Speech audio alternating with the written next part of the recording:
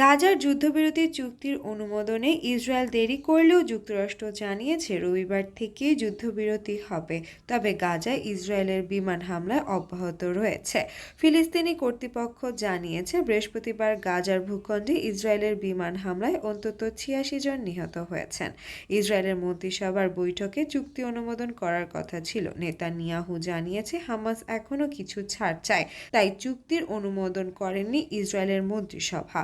ইসরায়েলের মিডিয়া জানিয়েছে শুক্রবার শনিবারের মধ্যে মন্ত্রিসভায় এই চুক্তি অনুমোদন করতে পারে। মার্কিন পররাষ্ট্রমন্ত্রী অ্যান্টনি ব্লিংকেন বলেছেন চুক্তির কয়েকটি আলগা বিষয় ঠিক করা হচ্ছে।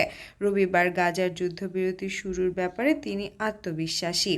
ইসরায়েলের প্রধানমন্ত্রী বেঞ্জামিন নেতানিয়াহুর কাছে বন্দীদের পরিবারের পক্ষ থেকে আবেদন জানিয়ে বলা হয়েছে তিনি যেন দ্রুত যুদ্ধবিরতি ঘোষণা করেন। হামাসের নেতা ইজ্জত রেশিক জানিয়েছে তারা যুদ্ধবিরতির চুক্তি পালনে দায়বদ্ধ। হামাসকে সন্ত্রাসবাদী সংগঠন বলে ঘোষণা করেছে যুক্তরাষ্ট্র, জার্মানি, ইসরায়েল সহ বেশ কয়েকটি দেশ। বুধবার যুদ্ধবিরতির খবরে গাজার বাসিন্দাদের রাস্তায় নেমে উচ্ছ্বাস প্রকাশ করেন, কিন্তু তাদের এই আনন্দ দীর্ঘস্থায়ী হয়নি, কারণ ইসরায়েল বুধবারও বিমান হামলা করেছে।